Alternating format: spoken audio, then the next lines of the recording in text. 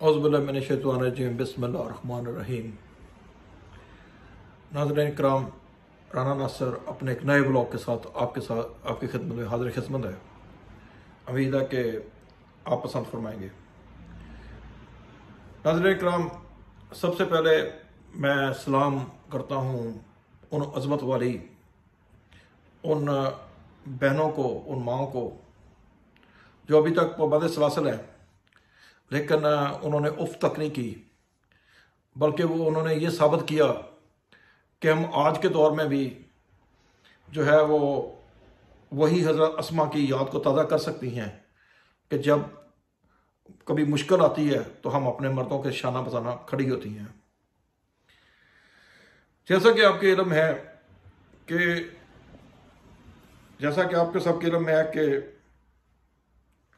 आज के दौर के जो मर्द हैं वो या तो मर्द रहे नहीं हैं, उन्होंने या अपने आप को अपने कामों की वजह से नामर्द साबित कर दिया है। वो कोई लंदन भाग गया है, तो कोई यूरोप में भाग गया है, और जो कोई यहाँ पे रह गए हैं वो बस ऐसे ही हैं कि उनकी अब नस्ल का कुछ पता नहीं है कि वो मर्द रहेंगे कि नहीं रहेंगे। असल में बात यह है नाज़रीन इकराम कि हम अपना दुखड़ा किससे रोएं, किसके सामने जाकर फरियाद करें, क्योंकि इस मुल्क में जो मिसाल बनी हुई है कि उल्टी गंगा बह रही है। आप देखें, जो हमारे चीफ जस्टिस हैं, जो इनसे पहले हमारे माशाल्लाह और भी जज हज़रात जो गुजर चुके हैं, उनको बड़ा शौक है इंतज़ामिया के फैसले करने का। वो इंतज़ामिया के फैसले करने में अपनी हिचकिचाहट महसूस नहीं करते।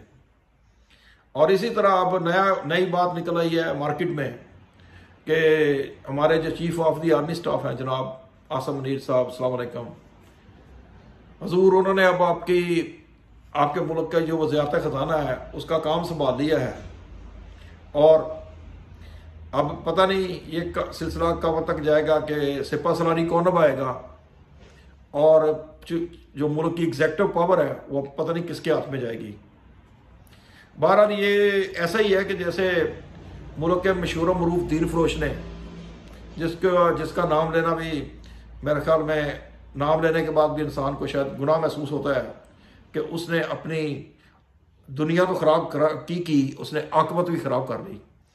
लेकिन उसकी चालाकियों की आप इंतहा देखें कि उसने अपने बेटे को वजारत मजहबी बूर का ये जो लूट मार की 16 महीने की गवर्नमेंट थी, बल्कि इसको बाजवा फेम गवर्नमेंट कहना चाहिए, उसने जो है ना अपने बेटे को वो मजहबी अमूर का वजीर नहीं लगवाया, बल्कि उसने कम्युनिकेशन और शहरात का वजीर लगवाया, यानी सड़कें बनाने की जो हमारी वजारत है उसको वजीर लगवाया।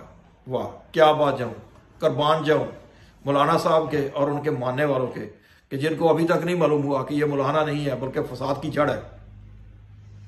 बहरहाल उसको जब वजीर लगा दिया गया तो बांडा ये फूटा कि जहां जहां उसने ठेके दिए उसमें लंबे कमीशन खींची होंगी, और फिर बगैर तारकोल के जो सड़कें हैं वो आवाम के हिस्से में आई। और वो सड़कें क्या है, वो बस ऐसे ही है कि एक पानी का रेला आएगा और बह जाएगा। नाज़रीन किराम, जुल्म के इस दौर में, स्याह दौर में, जेल में एक कैदी बंद है जिसका नंबर तो 804 अलॉट कर दिया गया है, लेकिन वो हर रोज़ हर लम्हा वो सोचता होगा कि मैंने पाकिस्तान के लिए क्या किया, और पाकिस्तान के लोगों ने मेरे साथ पाकिस्तान की बदमाशियाँ ने मेरे साथ क्या किया। बहरहाल जहाँ उनमें कमी बेशी है तो यहाँ के जो निज़ाम है वो भी आपको पता फ़िरौनियत का एक मंबा है। उसमें फ़िरौनियत, यजीदियत के अलावा किसी को कोई इंसाफ नहीं मिल रहा और ना मिलेगा, क्योंकि ये मुल्क का जो निज़ाम है वो एक बड़े पीसफुल रेवोल्यूशन का मुतकाज़ी है कि जो शायद अभी तक इस कौम के नसीब में नहीं है। इसलिए हमें एक के बाद एक लॉलीपॉप दिया जा रहा है, और अब देखते हैं कि ये नए लॉलीपॉप का अंजाम क्या होता है। हजूर जान के मान पाऊँ तो अर्ज़ करूँ कि इंसान की कोई अपनी इज्जत भी होती है, कोई अपनी तकरीम भी होती है। तो जनाब अली, जीना भी सब ने यहीं पे ऐसी दुनिया में, और मरना भी है, अल्लाह के हजूर भी पेश होना है। तो आपने उसको जिस गलीज कोठरी में बंद करके रखा हुआ है, वो यकीनन इसका मुस्तहक नहीं है। वो इससे अच्छे दर्जे का मुस्तहक था। लेकिन आपको पता है, क़यामत वाले दिन जब हमारा हिसाब होना है तो इन्हीं चीज़ों का हिसाब होना है कि हमने जो इंसानों के साथ जो हमारे रवैये रहे हैं, जो इंसानों के साथ हमने जुल्म किए हैं, जो ज़्यादतियाँ की हैं, उनका हिसाब होगा। लेकिन अजीब बात है कि वो कैदी नंबर 804 जो है, वो इस हालत में भी रह के कुरान पाक को पढ़ता है और अल्लाह का शुक्र अदा करता है। बल्कि ज़रा ये बताते हैं कि जो उस जेल के कैदी हैं, बस वो अब जो आगे कहने की ज़रूरत नहीं है, वो उसी के हो गए हैं। ये अल्लाह का एक जो है वो ख़ास कर्म होता है कि जिसको अल्लाह पाक चुन लेता है, सब इंसान भी उसी की तरफ हो जाते हैं। बहरहाल कुरान पाक में भी लिखा हुआ है, इरशाद बारी ताला है कि जुल्म के दिन थोड़े हैं और जुल्म ने ख़त्म होके रहना है। अब ये कब ख़त्म होता है, ये अल्लाह जानता है। अब आप सोचे कि हमारे जाने वाले जो चीफ जस्टिस साहब हैं, वो जनाब उनके मजलूम और मजबूर फैसले आप देखें कि वो फैसले भी लिखते हैं और साथ में ये भी कहते हैं कि हम अमल दरामद नहीं करा सकते। तो ये कैसे फैसले, कहाँ के फैसले? गरीब कुल्फी फरोश को तो आप लोग 3 साल के लिए, 2 साल के लिए सुराख का पीछे बंद कर देते हो, इस वजह से कि उसने आपका कानून तोड़ा है। और अभी आपके मुल्क में ऐसे ऐसे सानिया हो चुके हैं कि अभी तक आपने उसका कोई फैसला नहीं किया, और बल्कि अवाम को एक ट्रक की बत्ती के पीछे लगा के आप जा रहे हैं। यो कतन तारीख में आपके साथ आपका सही तरीके से नाम नहीं लिखा जाएगा। मानना चाहता हूँ, लेकिन हकीकत यही है कि आपको अपना काम करना चाहिए था। इसलिए आपको इस कौम ने इस मुल्क की सबसे जो अजीम कुर्सी है, यानी कि चीफ जस्टिस की कुर्सी, उसके ऊपर बिठाया, और आपने अब जाते हुए मैं ये लॉलीपॉप दे रहे हैं कि जी मैं जो है मैं फैसले दे रहा हूँ, लेकिन इनके ऊपर अमल दरामद का मैं पाबंद नहीं हूँ आज। लेकिन इसी बदामनी के दौर में अभी कुछ दुनिया में अल्लाह के बंदे जिंदा हैं, और वकला को देखें कि वकला ने एक तहरीक शुरू कर दी है कि बेशक वो बहुत दूर ही सही, उसकी अभी तक उनकी तहरीक जो है वो अभी तक कन्वेंशन हॉलों तक महदूद है, लेकिन अभी तक वो सड़कों के ऊपर नहीं आई। लेकिन फिर भी अगर आप इंसाफ चाहते हैं तो आपको लाजमी तौर के ऊपर उसके लिए आपको खड़ा होना पड़ेगा अपने हक के लिए। जनाब अली, बात सिर्फ इतनी नहीं है कि मुजरम कौन है और मुल्ज़म कौन है। ये तो अब तारीख फैसला करेगी कि जनाब चीफ जस्टिस साहब तो खैर बंद करके जा रहे हैं, लेकिन अब ये तारीख फैसला करेगी और आवाम फैसला करेगी कि किसने किसका कितना साथ दिया, और कोई तारीख का हिस्सा बन गया, और कोई 4 दिन के लिए आया और दुनिया के दिलों में घर कर गया, और कोई किसी के साथ ऐसा हुआ कि उसने अपनी पूरी जिंदगी गुजार दी, लेकिन लोगों ने उसको जाना भी नहीं। बस इतना है कि चीफ जस्टिस साहब ने जाते जाते सबको इस हमाम में नंगा कर दिया है। बल्कि छोटा मुंह बड़ी बात, नंगे तो वो पहले से हो चुके थे, अब उनको सजा और जजा का जो अमल है उसमें से गुजारना चाहिए था। क्योंकि जिन्होंने 11 अरब का इस मुल्क को टीका लगाया, वो किसी भी माफ़ी के मुस्ताक नहीं थे। लेकिन कुर्बान जाऊं कि आपके फैसले के, कि आपने फैसला करते हुए इतनी देर लगा दी कि शायद इंसाफ अब तारीख में ही मिलेगा और तारीख में ही लिखा जाएगा।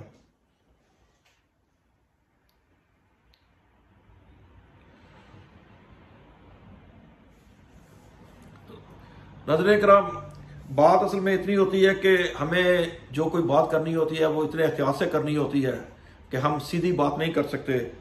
हमें बहुत समझ सोच के बात करनी लगती है कि कोई हमारी ज़ुबान से ऐसा लफ्ज़ ना निकल जाए कि जिससे जो हमें हर वक्त वॉच कर रहे हैं, जो हमारी हर बात को सुन रहे हैं, उनको कहीं पे हमारी बात बुरी ना लग जाए और वो हमारा भी इंजाम अरशद शरीफ या इमरान रियाज या और बहुत से जो इन तारीक राहों के मुसाफिर हैं उनकी तरह ना हो जाए। आपको सिर्फ वो बोंडू जो बम्पू है वो तो नज़र आते हैं कि जिन्होंने 10 अरब लेके खा लिया है, लेकिन समझ ये चाहिए कि इसी नंबर 1 के रहते हुए, इसी हमारे चीफ साहब कम वज़ीर ख़जाना के होते हुए उन लोगों ने 10 अरब डॉलर भी खा लिया, 10 अरब रुपया या डॉलर खा लिया है, और अभी तक उनको कोई पूछने वाला नहीं है। और जो सहाफ़ी है वो कहते हैं हमें तनख्वाहें नहीं मिल रही, लेकिन उनके जो पालतू हैं, जो जहन्नम के भौंकने वाले कुत्ते हैं, वो अभी भी आपको पता है भौंकने से बाज नहीं आते, वो बात का बतंगड़ बनाते हैं। कभी वो तोशा खाना, आपको याद होगा तोशा खाना में उन्होंने क्या किया, उसके बाद उन्होंने एक घड़ी के ऊपर कैसे ड्रामे रचाए। वो एक ऐसा काले मुंह वाला साफ़ी है कि वो उसका मुंह, उसका दिल तो काला है ही, उसका मुंह भी खुदा ने काला किया हुआ है। और एक और जहन्नम का कुत्ता है कि जिसका नाम लेना भी मैं गवारा नहीं करता, लेकिन उस शख्स ने अपनी आत्मा तो ख़राब की है तो अपनी दुनिया भी ख़राब कर ली है। इन सब के ऊपर लानत भेजते हुए आपके ऊपर भी आपका भी फ़र्ज़ है कि उन जो वो चैनल दिखाते हैं, जो वो टीवी दिखाते हैं, जो वो व्लॉग्स बनाते हैं, आप मत देखें। आप उनके इस गुनाह में ना चाहते हुए भी शरीक मत हों। बेशक आपकी हमदर्दियाँ किसी के साथ भी हैं, लेकिन आपको पता है झूठ का सहारा बनना या झूठ के साथ चलना भी उतना ही बड़ा गुनाह है जितना बड़ा के झूठ बोलने वाला कर रहा है। हुजूर वाला बात जो है वो अगर छोटी सी होती है तो वो बहुत दूर तक चली जाती है। हमारे मुल्क में वो एक पंजाबी में कहते हैं कि तांदनी तानी बिगड़ी हुई है, क्योंकि अब हम भरोसा करें तो किसके ऊपर करें। और तो और वो जो जिनको 92 में जिनको लंदन सधार दिया गया था अपनी मोहब्बतों से, उनको वहाँ पे 22 साल तक उन्होंने कराची को हाईजैक करके रखा, और अब वो वहाँ से हमें भाषण दे रहे हैं, बल्कि आसम मुनीर साहब के साथ दरख्वास्त कर रहे हैं कि अगर मेरी खिदमात की ज़रूरत हो तो मैं फिर हाज़िर हूँ। अब पता नहीं उनके ऊपर इनकी नवाजिश या करम या नज़र करम इनकी कब होती है, ये तो हम नहीं कह सकते। लेकिन बहरहाल आपने पाकिस्तान बचाना है, पाकिस्तान को आगे लेके जाना है, तो जो इन लोगों का हक है, ये लोग इलेक्शन मांग रहे हैं, तो सदर अलवी साहब भी अभी सोए पड़े हैं। उन्होंने भी सपोज आज या कल या अभी तक उन्होंने तारीख का ऐलान करना था इलेक्शन का, लेकिन उन्होंने ऐलान नहीं किया, बल्कि लगता है वो शेख रशीद साहब के वो भी जनाब सत्तू पी के सोए पड़े हैं। तो जनाब सदर साहब, आपने यकीनन बहुत अच्छी अपनी सदारत का टाइम गुजारा है, तो सत्तू मत पिएं, इस कौम का हक उसे वापस करें, इलेक्शन का ऐलान करें और इस कौम को इस बदनामी के दौर से निकालें, और इसका जो हक है इस कौम का, उसको वो हक दें, क्योंकि इसमें किसी ने फॉरएवर नहीं रहना। आपसे पहले भी कई सदर आए हैं और कई गुजर गए हैं। तो इसी तरह मेरी सबसे रिक्वेस्ट यही है कि अपने इस मुल्क को बचाएं और आगे लेके चलें, क्योंकि इस्टेब्लिशमेंट का ये सिर्फ मुल्क नहीं है, ये जुडिशरी का मुल्क नहीं है, ये हम सब का मुल्क है, बल्कि इसमें ये उनका भी मुल्क है जिन्होंने रहमत डेविस को बचाया और यहीं पे वो तंतराते फिर रहे हैं, बल्कि उनकी साहबजादी हमें लेक्चर के ऊपर लेक्चर दे रही थी। और ये उनका भी मुल्क है जिनके ऊपर 10 वॉल्यूम 10 अभी तक नहीं खुला, क्योंकि उनको बचा के रखना भी हमारे जो बड़े हजरात हैं उनका काम है। तो लेकिन ये हम गरीबों का पाकिस्तान है, इसको बचाइए, क्योंकि अभी लोगों के हाल वो नहीं रहे जो पहले थे। वो इल्म नेक्स्ट टाइम के लिए अल्लाह हाफ़िज़।